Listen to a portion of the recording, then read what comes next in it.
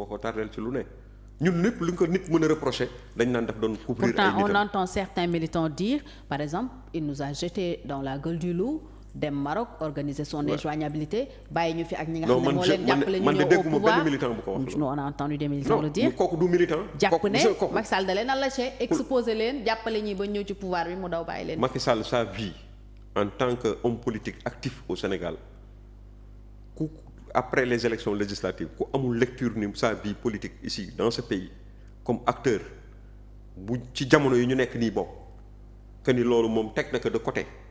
parce que fonction yi muy occupé ak Macky Sall actuellement il est aux Nations Unies Macky Sall il est dans l'antichambre du secrétariat général des Nations Unies mais àddina du benn fonction rek àddina du président de la République rek président de la République moom moo ko def ñaari mandat ni ku def ñaari mandat boo wàccee woon asamaan si ci suuf sax ñaari mandat yooyu doo ko weesu ko kay wax dëgg yàlla ku ci bëgg indi leneen da ngay wax lu la neex rek. C'est lui-même qui l'a choisi il aurait pu dire sama yoon nekkul ci loolu damay def 3e mandat du ma fi indi ci constitution bi lii du ma fi indi lële. nee nañ yéeneem la woon dépression bee ko reculé la. non c'est-à-dire. on lui prête c'est-à-dire lui il l'a ferré à 2 mandats de 4 ans xaw ma de 5 ans. 7 ans la woon mu def ko loolu. su ko neexoon loolu yëpp bañ ko ci fekk su ko neexoon jamono yooyu nga xam ne am na doole daf naan mandat yi nañ ko ubbi amatul ku mel ni président Ousmane Sonko nee na moom d'accordul ci ñuy def mandat yi à 2 mandats. Lui il dit que oui il n'est pas question d'en faire 2 mandats. am na tam ñu fi waxoon mandat illimité mais dañ ko argumenté. mais justement ku nekk ak sa argument mais dama bëgg wax ni rek dans mon argumentaire moi ce que je veux expliquer c'est que le président Macky Sall mentalement lui il savait que moom après tel truc dafa war a dem logique parce que pour respecter loolu mooy démocratie. mais qu'il se retire en ce moment-là comprendre ngeen ko. mais retire comment il s'est retiré comme président du parti. et il devient le président honoraire du parti. président d'honneur. mais loolu moom moo normal man dama koy féliciter ci loolu parce qu'il ne peut pas être président du parti et être à l'extérieur il ne peut pas être président du parti et être dans des trucs dans des logiques yoo xam ni dans une administration mondiale kooku loolu du yoon c'est antinomique loolu taxoon sax ba mu nekkee ci ay 4P yooyu mu démissionné parce que mënoo nekk ci 4P ba pare ñëw taxaw nekk candidat wala nga nekk tête de liste. donc man jàpp naa ni moom li mu def nii moo yëfu nit da ngay xam li nga xam ne moom nga war a def nga def ko aujourd'hui am na ku mu joxoñ loolu dina leer gars yi dinañ ko clarifier il semblerait que d'après Farba l'honorable Farba Ngom li mu wax que ni c'est le premier ministre Sidiki Kaba ku ko mat sëkk la ci njàng ci xam-xam ci ancrage et tout ñun li ñu wax rek ñun amuñu problème mu.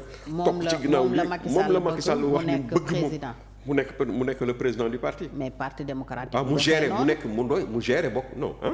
parti bu am démocratie du doxee noonu. non c'est-à-dire. da ngeen war a dem xam nga loolu c'est des situations intermédiaires. oui c'est des situations intermédiaires. donc intérim lay assuré voilà il gère loolu la quoi. mais c'est absolument certain que les instances du parti vont se réunir et puis les gens vont structurer de la base au sommet. de la base au sommet. pas du sommet à la base. parce que APR tey seen problème bu gën a mag aussi problème mu structuration la. bi ñu nekkee au pouvoir sax daf leen sonaloon. waaw mais xam nga loolu c'était stratégique parce que l'APR était une exception conditions yi Macky Sall accéder au pouvoir. oui mu créé APR. stratégiquement lui il avait vu que ni structurer l'APR dans ces conditions. pouvait créer des problèmes et puis ni mu nekkee ci pouvoir aussi au fur et à mesure gis na ni loolu lu jafe la. te mënoon na indi implosion. il l'avait géré et il l'a bien géré fu mu toll nekkoon la seule constante. nit ñi ñoo ko mais beaucoup sont partis aussi. mais nit ñi ñoo ko nangul. moi je n'étais pas membre de ce parti à l'époque parce que loolu man je viens d'être membre de l'APR après les législatives. mais donc man je pense que actuellement les gens vont structurer à partir de la base jëm ca kaw. au niveau des comités de quartier. au niveau communal au niveau départemental au niveau régional ba egsi ci kaw mu am.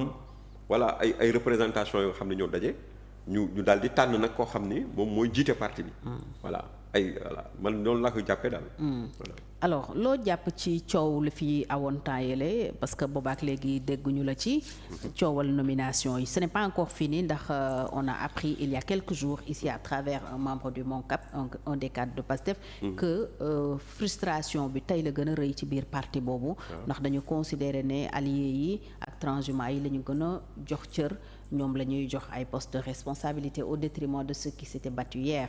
loolu mooy expliquer un peu frustration bi ñu wone aussi ak désaccord bi ñu manifester bi ñu tabbee ku mel ni Awa Bokar Ly nekkoon ku leen doon xarab démb doon xarab seen njiit Ousmane Sonko ñoom waa PASTEF ak ñeneen ñoo xam ni am na ci sax ñu mujjee démissionné ci seen ay postes ñeneen ñi ñu limogé leen ci conseil des ministres bi ci topp coow loolu yow lan nga ci jàpp en tant que acteur politique. man Fatou li may won jàngat bi ma ci am rek mooy que peut-être je dis bien peut-être parce que c'est son discours peut-être le président Diomaye est dans cette logique de considérer que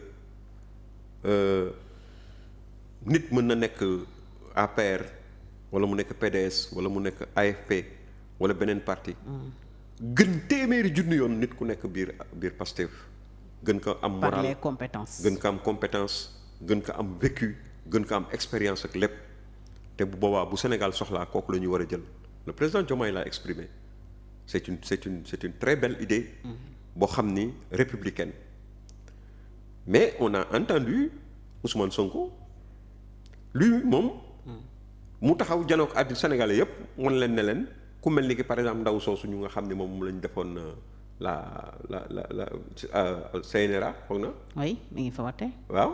ndaw soosu dafa ni Ousmane Sonko dafa ni ñun du ñu seetaan dëggal argument bi du ñu seetaan télé man du ma seetaan télé du ma dugg ci réseaux sociaux yi du ma lire journaux nangam et cetera et cetera donc mënuma xam ni ñi nga xam ni ñépp ñoo ñu doon saaga mënuma leen identifier c'est l'argument qu'il a utilisé. Et cet argument se retourne contre lui. Ça prouve quoi? Ça prouve que lui, dès lors qu'il identifie quelqu'un qu'il avait injurié wala nangam ak nangam, il lui met kooku du jàll du am benn responsabilité ci dëkk bi quelles que soient ses compétences. Parce que nee na am na ñu nga xam ni daawuñu xaabaabal donc ñu doon xaabaabal même su fekkee ni sax ay c'est des messies intellectuels et tout c'est des gens yoo xam ni capables de faire le travail yoo xam ne moom lañ leen di doyee.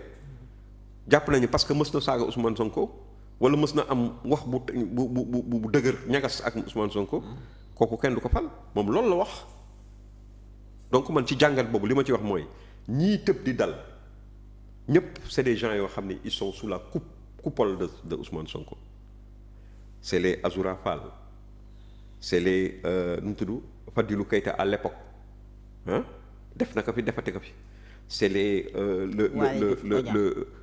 l'inspecteur des impôts qui s'occupe de sécurité. Waly Diouf Bodian. Nouveau directeur du port. waaw mais moom pour cette fois-ci dégguñu ko ci. non wala Awa Bokar Ly bi. non lui c'est moom mooy kasik xam nga bu ñuy wax kasik quand on parle de faucon c'est lui le faucon c'est lui qui aujourd'hui est sur des wax naa la léegi exemple ba mu ne du ñu tolérer ay milliardaires ñu nekk ay opposants donc ñooñu la. mais tey boo gisee li am il y a un début d'implosion de Pastef ku am jàngat dëgg di nga gis ni li am Pastef pour la première fois dans l'histoire politique du Sénégal un régime s'installe au bout de 10 mois il y a des grabuges